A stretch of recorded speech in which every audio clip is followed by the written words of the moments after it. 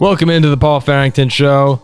Kind of a part 2 of our Week 11 reaction. Paul joined by Jack Weinberger, Robert Ziggy Ziegler at the University of Virginia, and Zach Bloomquist, the best executive producer in the game. Zach, would you mind showing... there you go. You all right there? Yeah, flex on him. Oh, dirty? Flex on him. I mean, yeah, you work in concrete. You're cement. Do I need to clarify cement over Zach, concrete? you're Mr. Blue Collar. Yeah. You're Mr. Blue Collar. Union Zach. Yeah. Union Zach now. Zach, could you throw Ziggy on full screen real quick? Ziggy, what's your shirt say there? It's Wake, Work, Sleep off an old A$AP Rock album. Sheesh. I mean, just a round of applause for anyone. That's the American dream. For anyone who's working a long day today. That's the American dream. And is hanging out with us now. Thanks for spending some time with us. Please remember, like, comment, subscribe to this video. And this podcast has been working. Oh, it's that time of year. He caught it. It's that time of year. Yeah, we've been doing a lot of work here lately. Ziggy, you said you taught today? You were called in to teach? I had to step in and cover a class, taught people about Thomas Aquinas. A little bit of talk about the soul, a little bit of talk about angels, a little bit of talk about God. Usual stuff. Okay, nice. Good stuff there. Were they invested? No. It's the Monday before Thanksgiving break. Most of them weren't here. The ones that were, like 3 or 4 of them fell asleep. How did Thomas Aquinas define love again, Ziggy? How did he define love, Paul? No, I'm genuinely asking you. Wasn't it something about willing the good of another?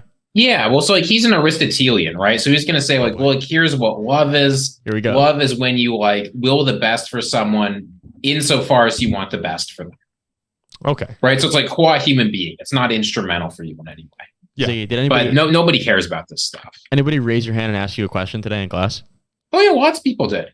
Can you imagine if someone raised their hand and was like, Professor Ziegler, what is Aquinas' take on love? That's neat. And then Ziggy answered and they said, that's how I feel about you, Professor. That'd be like the Friends I would episode. have to report them. It's like the Friends episode. The guy had a crush Yeah, I mean, Ross. look, if you want to know more, go to part 2 of the Zoom. I think it's 27. I don't know. That's the best I got off the top of my head. I can't remember what article it is. Any philosophy questions, please drop them in the chat for Ziggy. I'll answer all of them. And Zach, you had a rough day at work? Quite the day. Quite the day. As he chows down on his Wendy's. Bro, I haven't eaten all day. I had a sandwich at work, and then that's all I've had today. How's your head feel? My head feels absolutely great. Yeah. Got hit with a nice 10,000-pound bucket today.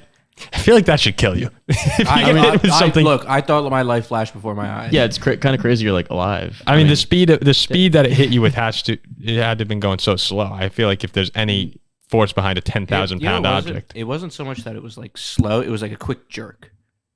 I don't understand how that doesn't. Pause. I don't understand how that doesn't do more damage. But I'm just inhuman. Well, quick jerk didn't feel good. Wow.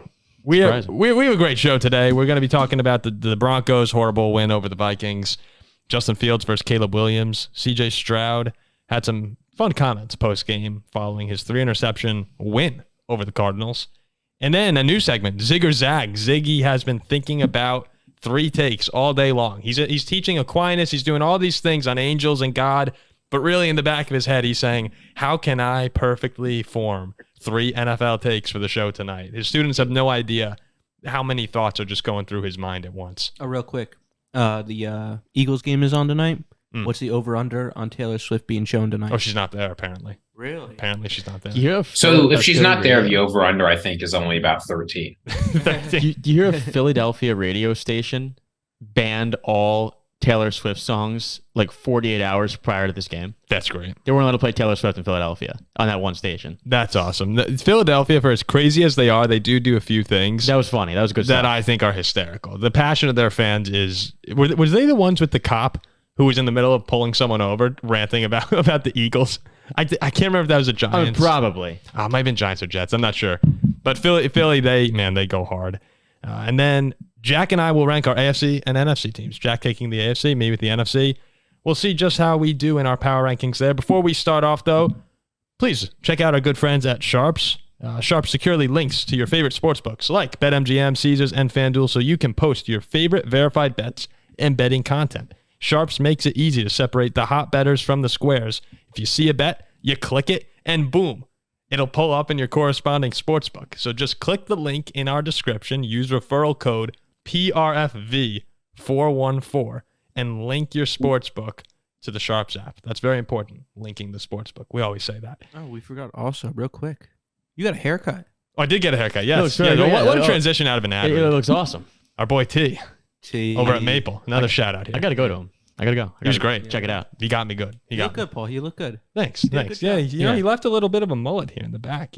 So never had a sort of mullet. It's like Billy Ray Cyrus. Maybe. It's like Billy Ray Cyrus, but a little better. All right, let's talk I don't want to talk about it, but let's talk about the Broncos. They've won their 4th straight game, ripped the heart out of Vikings fans last night, 21-20 win. A game where the Vikings really controlled most of the game. And then Russell Wilson goes on a 10-play, 75-yard game-winning drive. Cortland Sutton absolutely mosses Mekhi Blackman in the end zone. So let's start with Denver in this game.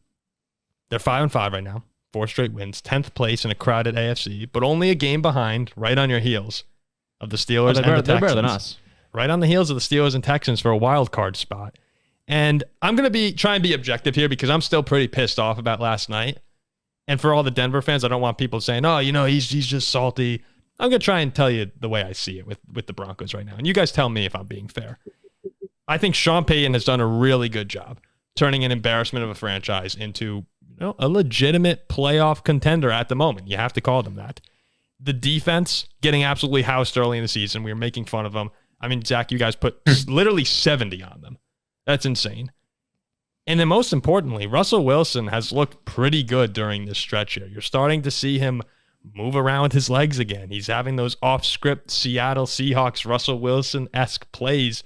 And guys like Cortland Sutton and Javonte Williams, who a lot of us have been writing off now throughout most of the season, are looking pretty good at the moment. Cortland Sutton's had back-to-back games. I think he even had a touchdown in that Packer game to start this streak. They look like an offense that is capable, despite still having struggles here or there. But here's my ultimate takeaway on Denver. I think that this has gone from a really bad team to an average team that's just playing well right now and having breaks go their way. Their turnover ratio is 13-2 over the past 4 weeks. Chiefs turned it over 5 times. Bills 4, Vikings 3. I don't see that continuing. So I don't want to take away from the improved play because it's a great turnaround, a remarkable turnaround from where they were. But this to me is an 8-9 or 9-8 team that is having everything go right at this moment. And maybe it lasts the whole season. Like you could have this carry into the playoffs, but I view them as a team that's getting a little lucky combined with better play. Yeah, I was going to bring up the same stat, was the turnovers against the 3 teams that they've beaten recently, the Chiefs, the Bills, and the Vikings. The Chiefs with 5 turnovers you never really see. The Bills with 4 and probably still should have lost that game. They had the 12 men on the field. Yeah. And then the Vikings with 3 as opposed to Denver with 0. And again, the Vikings a late lead. Great drive by Russ for sure. It's super impressive that they were 0-3, losing by 50 points, dead to rights, and then getting murdered by the Bears, and they came back and won the game in the end. Like, they could have been 0-4. We were talking about them being the worst team in the league. Now they're sitting here at 500 with some impressive wins, and a team that very well could end up as the number 7 seed. But I do agree with you. Things have been going their way because this is not really a fantastic defense for the most part. And they've been forcing turnovers at a sick rate, which is not going to last. I see maybe 9-8, 7 seed as a ceiling, getting murdered in the first round. Yeah, I mean, I think you have to keep things in perspective for the Broncos, right? Their goal this season was not win the Super Bowl. It was show improvement and make the playoffs. And I will just say, when they were 2-5 with the Chiefs and the Bills and the Vikings, who were starting to get hot, left on their schedule, I thought it was over.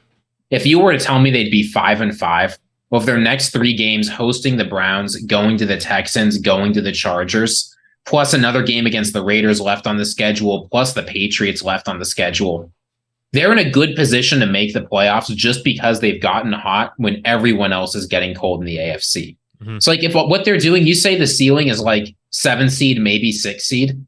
For the Broncos, that's a pretty good season. It's making the Russell Wilson contract not look terrible. It's Sean Payton taking care of business. It's building a foundation they can go to work with next year.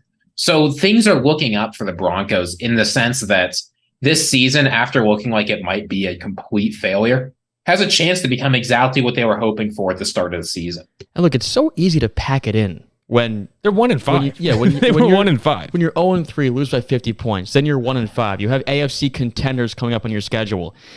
And we just talked about the defense, how it's been good after that 50-point blowout. But now, yesterday, what I was impressed to see was you're down by 5 points late, and it's Russell Wilson and the offense getting down the field, 90 yards to win the game.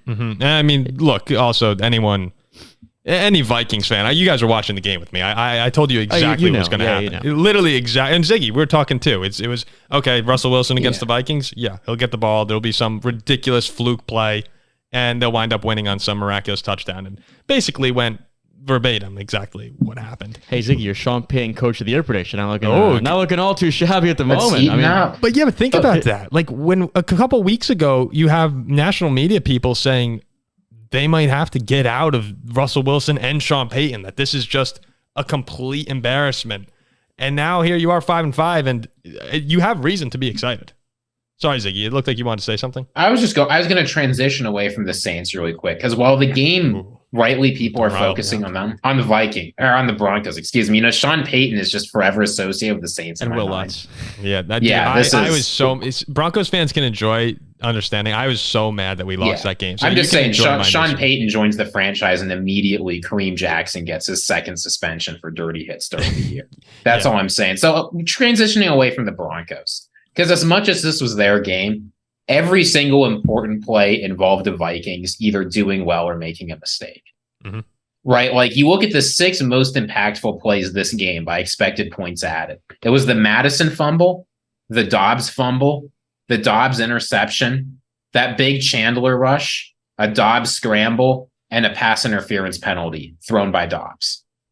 So all 6 of those plays involved the Vikings either throwing the game away or trying to throw themselves back into it. And the story of the Vikings all season has been losing games that they really should win, where they play better than their opponent. By the numbers, they're better, but something fluky, whether it's like the 4th fumble of the game or the opponent coming alive at just the right moment, something always goes wrong for this team. After last year, something always went right for this team. And once again, a 1-score game. The Vikings really should have won, just slips away. The one of the most crushing plays of the season so far for me is when you have Ivan Pace strip. I think it was P. Ryan. I can't remember who it was. It was P. Ryan. And it just rolls out of bounds. Rookie, he's wearing the green dot for that game. He's been fantastic, undrafted. He comes in and strips the ball there. And it's just the Vikings' luck to have it bounce off his chest and roll a half yard out of bounds before he gets it. When the entire game, every ball that's on the ground, really all season, every ball that's on the ground bounces away from Minnesota. It's so frustrating watching these games this year where we have 5 losses by 1 score. Every single one of our losses is a 1-score game. And it's crazy going back the past 3 years. Almost every Viking game, other than a couple blowout losses, are 1-score heartbreakers or thrilling wins. And I know a lot of people were upset with Josh Dobbs yesterday, which kind of surprised me. People were rightfully upset with Alexander Madison. He's got to stop fumbling, but I thought Madison played fairly well other than that. But Dobbs, I saw a couple people saying throw Jaron Hall in there, and that makes no sense to me right now. No, I thought Dobbs was pretty good yesterday. Well, they were upset with him under pressure, and at some point you have to look and say, look, guys, like, we got to block for him. There's nothing he can do on a couple of those plays when there's someone in his face immediately. And you also have to remember, you're going to get at least 2 or 3 throws a game from Josh Dobbs where you hold your breath and say, oh, God, please don't get picked. And as long as it doesn't get picked, you should be okay.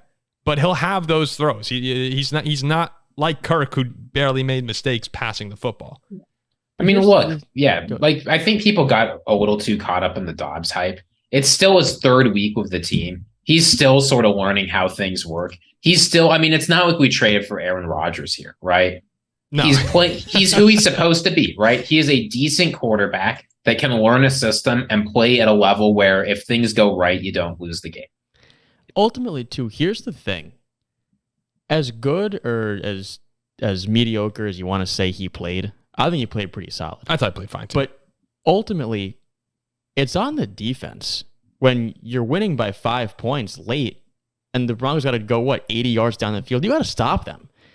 And that corner, that corner at the end of the game had a pick and just didn't turn around, and Sutton mossed him. Blackman didn't make a play on the ball. The defense, for some reason, was giving up all those checkdowns. The P. Ryan had 40 yards, 45 yards on that drive. Double digits. Madison fumbles in Broncos territory. Madison fumble allowed them back in the game, and that's been the case all year. We lost to the Chargers with a fumble on the 1 yard line, multiple turnovers, 3rd and 19 bouncing off a corner's head to Joshua Palmer. Every game we lose, you can look back and say there's these absurd. The fumbling issues are just unbelievable. But we still have Justin Jefferson coming back now. I mean, you have to remember that's an unbelievable addition. Yeah, to it's this generational team talent. Yeah, it's a top 3 player in the league coming back to the team here. So I still feel pretty good about the Vikings. The coaching, I've said all year, Flores and O'Connell have been phenomenal this year. Zach's just nodding, going, yeah, okay, my Dolphins are sitting here. No, the Vikings are. To say. What? It's incredible how teams play at home against good teams. Isn't it crazy? What do you mean? How good teams play at home. Home field matters. It does. I didn't think Denver was that great last night. I don't care. Denver has won at home against. When they beat the Chiefs at home, they got to play the Chiefs at home. They won. It's just ridiculous to me that Dolphins don't play good teams at home. This is where we're coming back to. That makes more sense. All I'm gonna say is the Vikings are a lock for the playoffs at this point. They're 6-5. Who's competing with them? The 4-6 Packers, the 4-6 Rams, the 4-6 Falcons, the 4-6 Buccaneers. Like, that's it. That's the competition to make the playoffs this year. Vikings are going to be just fine. And then we'll go to Philadelphia, get the... We'll lose the game. Good hold. We will get tarred and feathered. And then after we're tarred and feathered, we'll be hung and quartered. Jeez. And we'll move on to next season. Yeah, and maybe Kirk comes back. Hey, look. If that's the case, after starting 1-4 and losing Kirk and Jefferson, that's not a terrible season. Final thing here on this game, I just want your thoughts, Ziggy. Did you like the T.J. Hawkinson pitch to Josh Dobbs? Because I thought that might be the worst play I've ever seen in my life. That's Matt Canada-esque. I have no idea why we're pitching the ball to Dobbs. Like pitch it to Ty Chandler. That's like firing. We pitching the ball to Kenny Pickett. Why do we want Dobbs taking a spear from Kareem Jackson? When we have no quarterbacks, it makes no sense to me. Did you feel similar? It's NFL play callers. This is just a thing. They're very smart, very intelligent individuals. That's not a joke, but sometimes I'm not talking about Matt Canada here. I'm talking about real offensive coordinators. Sometimes when you're an offensive coordinator like that, you just get caught up in your own head. You get a vision about how the play is going to go, and it can be very difficult to detach from that. In general, I mean, the O'Connell offense is just great. I'll take the occasional dud, but that was silly. I have no idea why we have linebackers and safeties coming down for Dobbs' throat. I texted you. You see that Steelers play you just ran? Yeah. What the hell are we doing? The guy got lit up.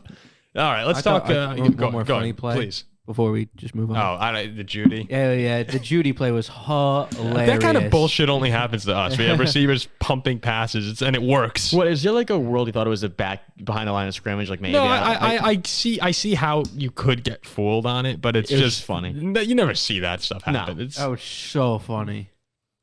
I hate us, but you know what? It's been a fun Vikings team to root for. Good stretch for Denver. Good stretch for Denver. Yeah. Great home field advantage. They won in Screw Buffalo. the Broncos. What's your excuse? What? They won in Buffalo. They did win in Buffalo. What's your excuse? At night. You lost by 30 there. Move on. Home field advantage is great. Justin Fields versus Caleb Williams. This has been a topic of conversation recently following Fields returning from injury. He looks pretty good against a legitimate NFC contender in the Lions. 16 for 23, 169 yards and a touchdown. Actually, a beautiful touchdown to DJ Moore. 18 carries for 104 yards, did it on the ground as well. And Chicago should have won this game. That's what was so frustrating about the other day, Sunday as a Vikings fan. Detroit should have lost, the Vikings should have won, and somehow down 26-14 with 4:15 left on the clock, the Bears find a way to blow the lead, which actually is probably good for Chicago in the draft. I think they keep a top 5 draft pick. But 15 unanswered, they wind up losing. What you really have to look at from the Bears' point of view right now is that Justin Fields is in audition mode for the next 6 weeks. He's trying to prove that he can be the guy going forward, and that the Bears don't have to take a Caleb Williams or a Drake May. And it seems that a lot of Bears fans are currently in his corner. Just from looking on social media today, all these posts that are saying, what should the Bears do? A lot of Justin Fields. Go draft Marvin Harrison Jr. Go down the list and check it out for yourself. That's what you're going to see. A report came out that the Bears would have to be blown away in order by one of these rookies to potentially take one of them in the draft next year. I disagree, and here's my take, and then we'll see why you're on the other side of this. I actually think that they need to be blown away by Justin Fields to not take Caleb Williams. I know your guy is Drake May, Ziggy, but he's sort of fallen off for me. People have been getting on Caleb for a down year at USC, but his offensive line stinks. The defense, we all acknowledge, is horrendous. They can't stop a nosebleed.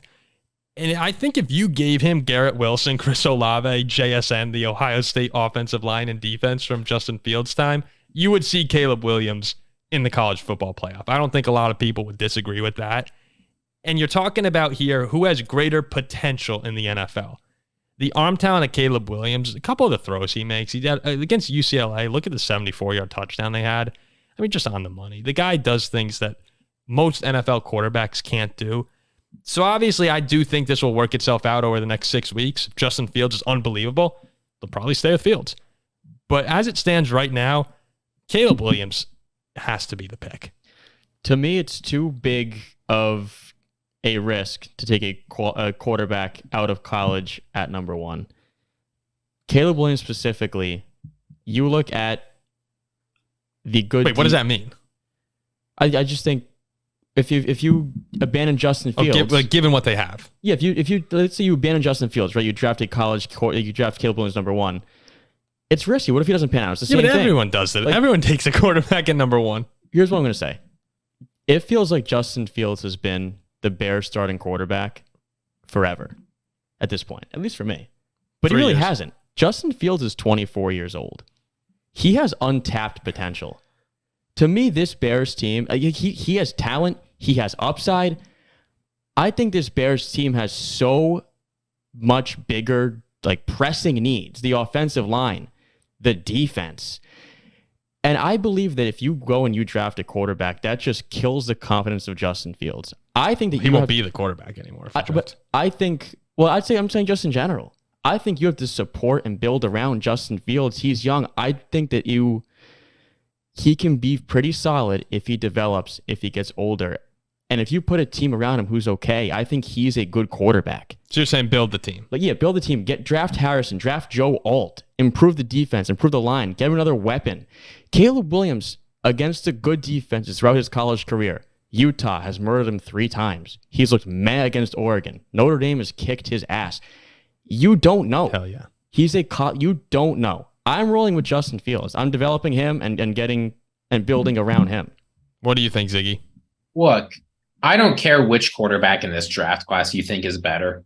There's a few good, interesting options, but it is malpractice to not take a quarterback. We know what a team looks like when you've got a good offensive line, when you've got a good defense, when you've got lots of all-pro level weapons and no good quarterback. It's called the Atlanta Falcons. Right? We see this over and over again. Teams think, okay, we just need to get the right system. If we have a good offensive line and a good weapons and a good defense, we'll draft any old quarterback in and he'll do fine. But the way you compete consistently in the NFL isn't by having good pieces and taking a MAC quarterback. It's by hitting a star. And Justin Fields has shown nothing it's not like he's a rookie, right? He has been around a fair number of years, and we have not seen anything that indicates to me that he's likely to turn into a star. Now, it's possible he plays well next 6 games, and then next year you roll out him as a starter and he's great. If that's true, awesome. Trade Caleb Williams. Get 3 first-round draft picks for him, right? Trade whoever you draft. It's not like your trade value is going to be dead because they sat on your bench for a couple of weeks, right? I don't understand what teams are thinking here. You have to hit the elite quarterback, and they probably don't have it. Well, Caleb Williams, Justin Fields, he has flashes of greatness to me. He's a little bit like having a hot, toxic girlfriend where you can go out and she could be unbelievable for a night. And you're going, oh my God, this girl's perfect. It's everything I want. And then the next day she's complaining about, like your shirt or something like that. And you're fighting about something what the hell? Justin Fields will go out and run for 150 yards, throw for 2 or 3 touchdowns. And you say, wow, when he plays like this, he is a legit top 10 quarterback in the league. And then a week later, he could throw 2 picks and your offense can't move the ball at all. And you're saying, and all the Bears fans are saying, what the hell? We need to go get someone here. It's a failed experiment.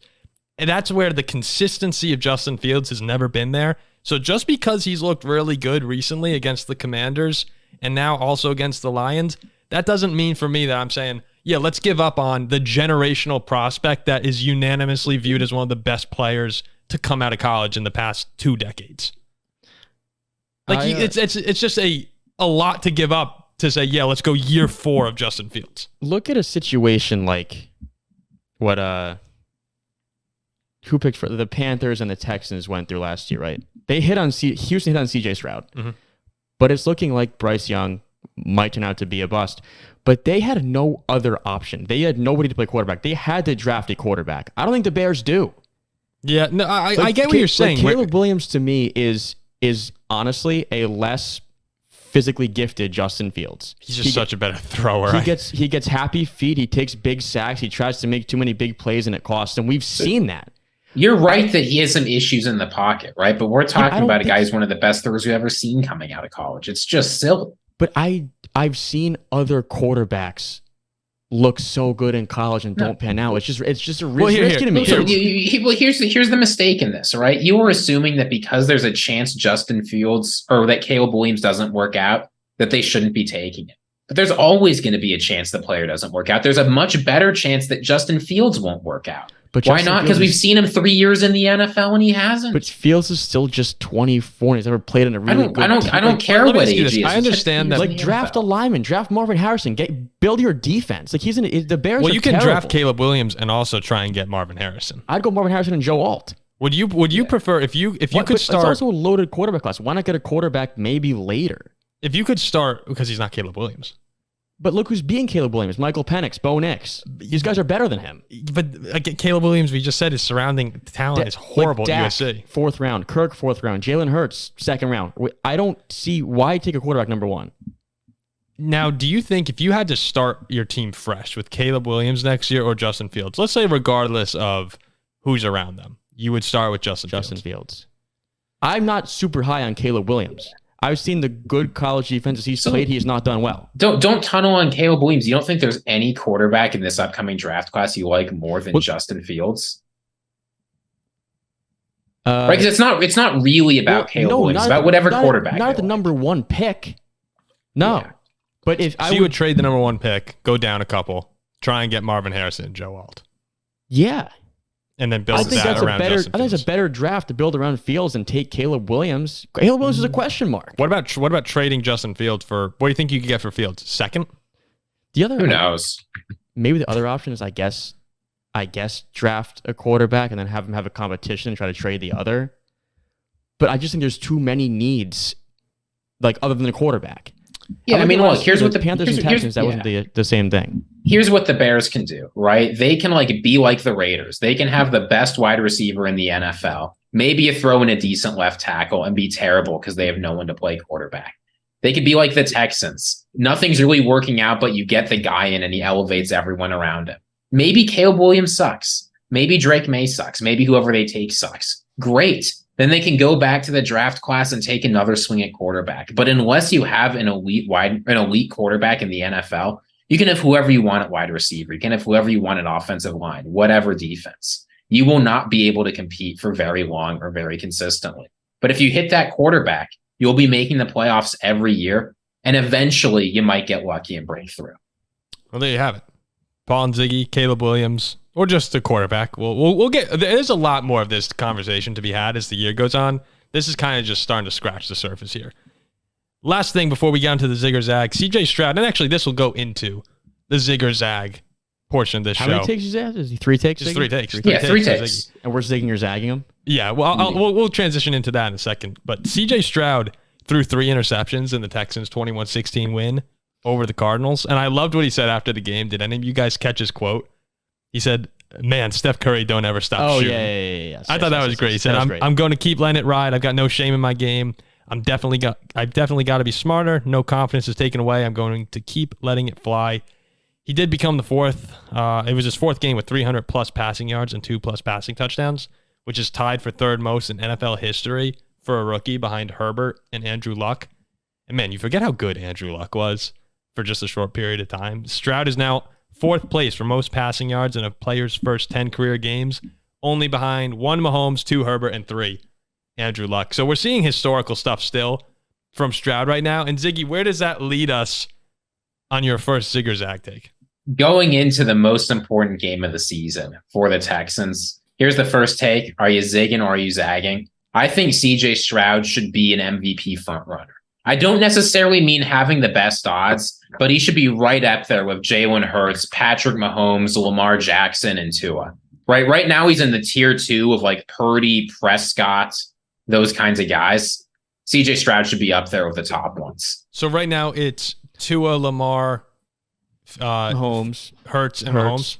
Those are the 4. I think Stroud is the 5th best odds, right behind those guys. Yeah, but he's like, so like you're talking like plus 300, plus 450. Different sports books go back and forth on those guys. Then you drop down to like plus 1800, plus 2000. There's a huge drop off there. And like, look, here's why. I'll give you the case. Tell me if you're zigging or zagging. This is a historically weak year for quarterbacks at the MVP position, right? All the guys that are front runners, Tua, Lamar Jackson, Mahomes, Hurts, all of them have their own problems. All of them have their own narrative failures. People are looking for something different. Well, it's not going to be a non-wide receiver or a non-quarterback, right? A wide receiver ain't winning it. A running back ain't winning it. What is different? A rookie quarterback that elevates his team. He's not just the quarterback on the best team in the NFL. It's a guy who's able to take a team that's been downtrodden for the past few years, throw 5 passing touchdowns in a game, and elevate them to winning the division in a playoff spot when they had the 2nd lowest win total at the start of the year.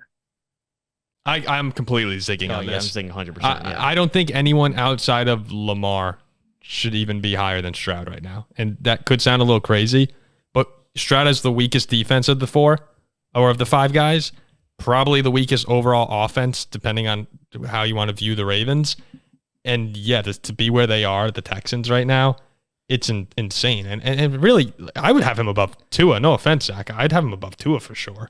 Look what he's done. I mean, this Texans team insane. was in shambles. I said they were going 3-14 or 4-13.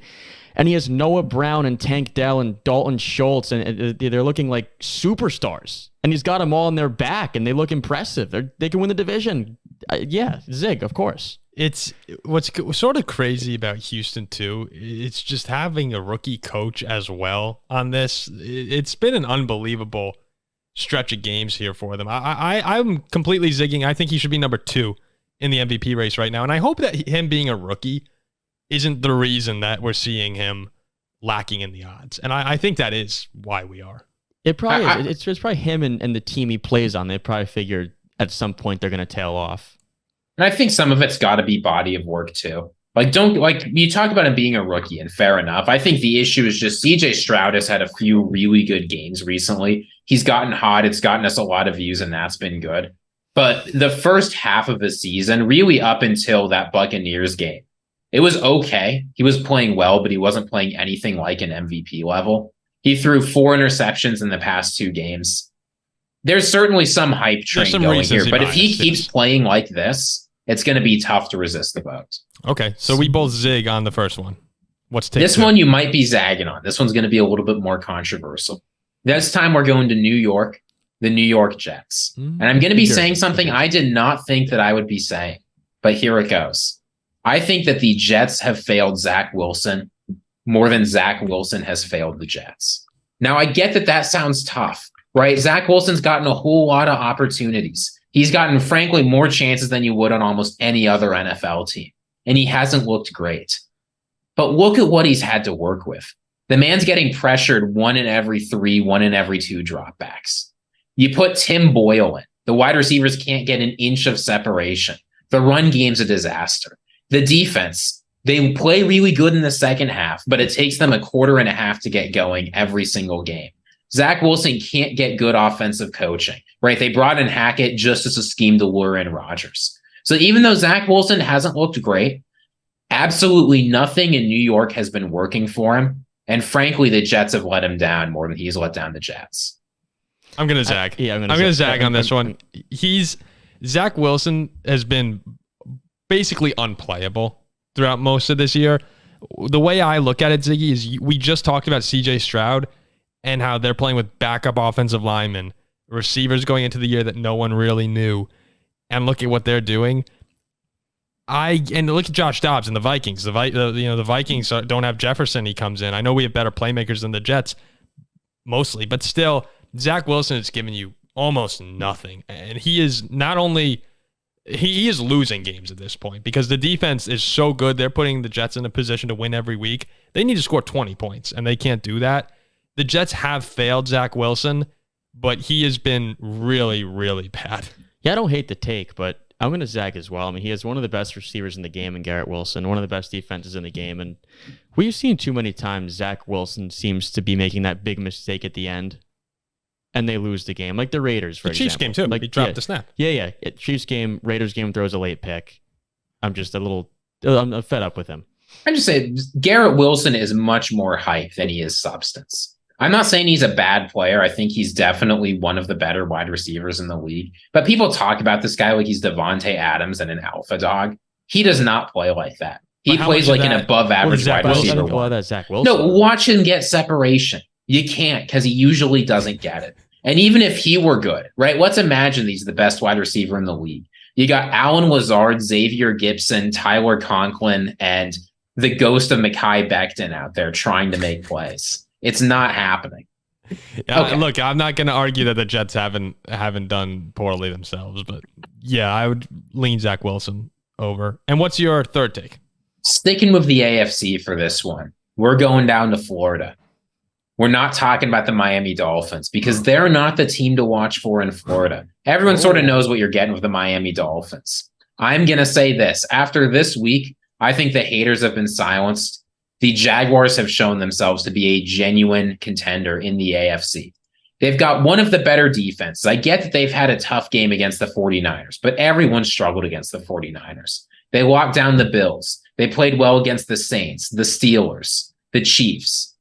Makes a good and bad offense there, but the defense has generally played pretty well. Meanwhile, the offense, again, despite a bad game against the 49ers, has looked good pretty much all season. Trevor Lawrence gets better every single week.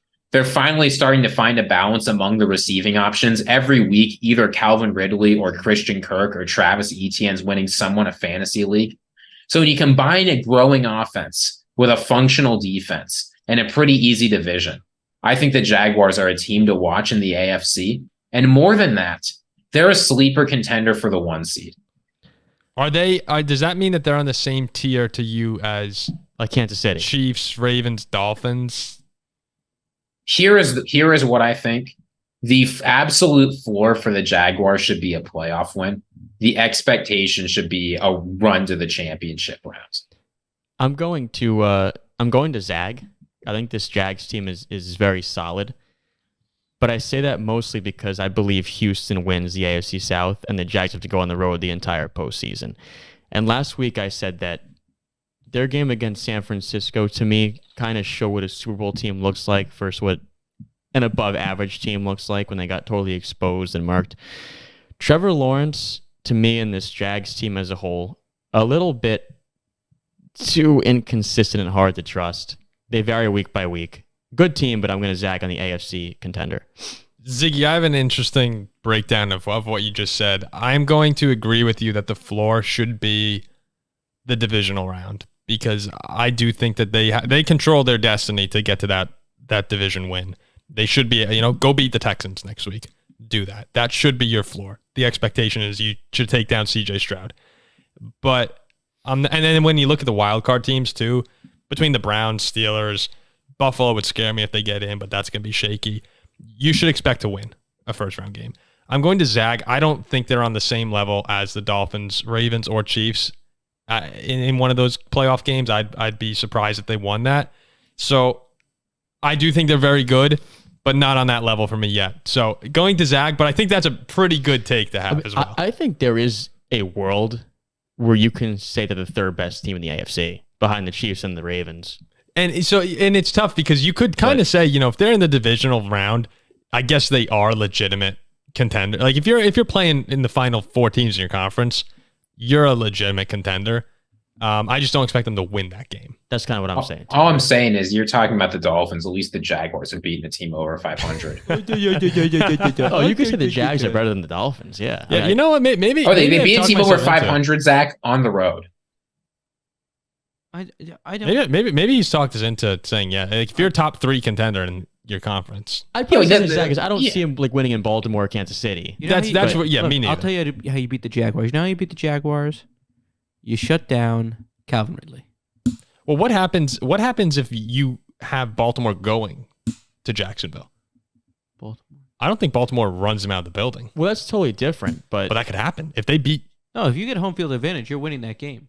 Oh, so then they're a legitimate contender. Then you're. Yeah, look, if we think the difference between the Jaguars and the Ravens is home field advantage, that is a contender right there. I don't think the difference between the Chiefs and the Jaguars. So I think the Chiefs win that game no matter No, where I just it is. think any team that has home field advantage has a way better chance of winning. This than a team man, that this doesn't. man is hoping so hard on the I fact am. the Dolphins can't win on the road. So he's assuming that home field advantage is worth like 30 points. I mean, first of all, just put it out there. The Dolphins are like 17-2 at home in the last 19 games.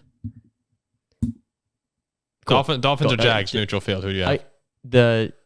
you're probably the Dolphins. Yeah, Dolphins. But I think I'd still take Baltimore on the road against Jacksonville in the playoffs. Okay. So I'm closer to zigging than you are. Yeah. All right. Let's finish up the show here with just the AFC and NFC Power Rankings. We'll let you know top 10 teams. I could already tell I'm not going to like Jax. Well, let's see. I could already tell. How about you got 10-1? Yes. Good. Let's just pull it up right here. He probably has Pittsburgh at 1. They're 2. I don't think I think even Jack after last week has seen enough. Wait. Can we just ask, are they in your top 10? Yes. They should.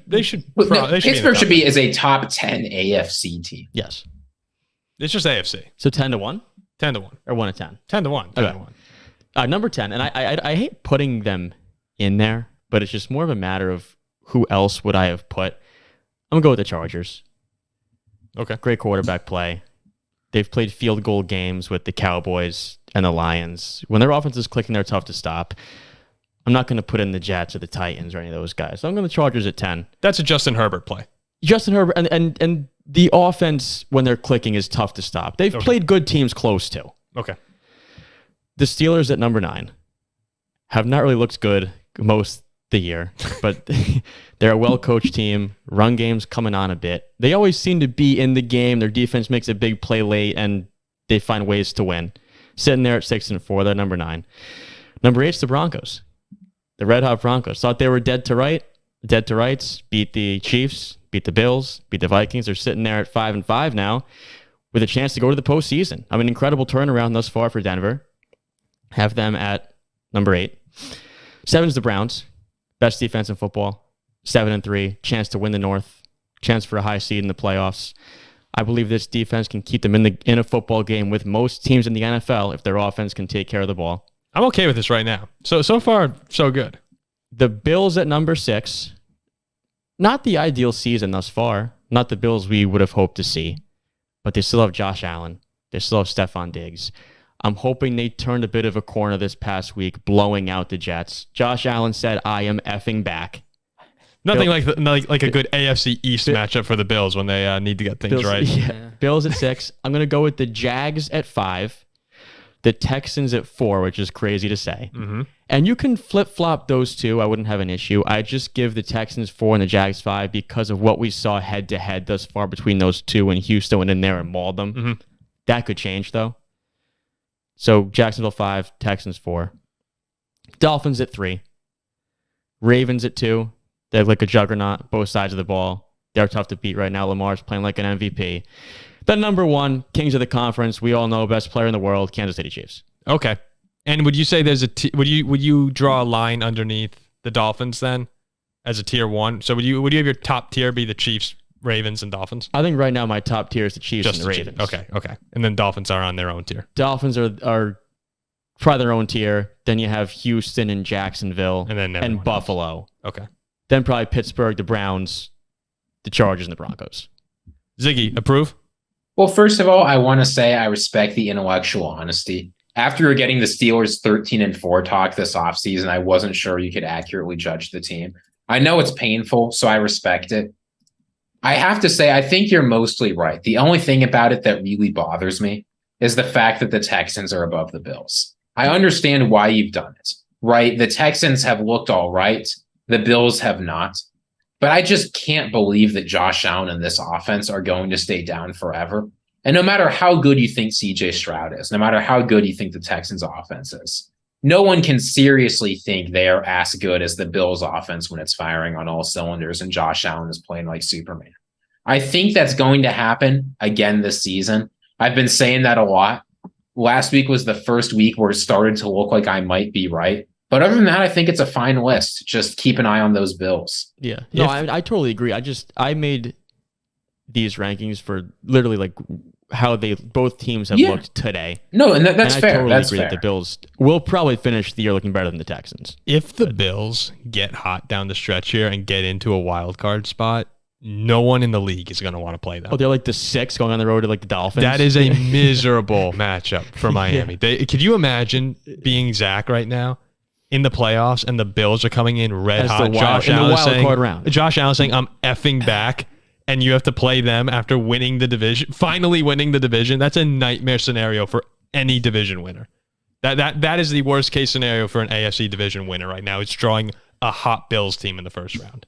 So that's a great point, Ziggy, to keep in mind. And we'll end here with my NFC Power Rankings. Maybe a little less honest than Jack's. No, this is pretty good. 10, 9, 8. I'm not even going to give reasons for them. 10 Falcons, 9 Bucks, 8 Saints. These NFC South teams suck. It shouldn't even be a top 10. 7, I have the Seahawks. Really talented roster. Devin Witherspoon's been a great breakout player. We've talked about a lot of their defensive players this year have stepped up. But I don't trust Geno Smith in big situations. And frankly, that's why they can't be any higher on this list. 6, I have the Rams with Matthew Stafford back. They could find themselves competing for a playoff spot down the road. Their schedule's sort of tough, but he's been playing great football whenever he's been healthy. 5, I have the Vikings. Again, Brian Flores, Kevin O'Connell should be up there for best coaches in the league this season on the defense and offensive side of the ball. And Justin Jefferson is coming back soon. So with Jefferson on his way back, Dobbs has been all right. Team is playing good football. For the Lions, Jared Goff mostly great this season. Jahmyr Gibbs, even Jameson Williams coming on a bit right now. When they're on, they're a Super Bowl threat. It's just a matter of will they be once the playoff roll around. Then the Cowboys at 3.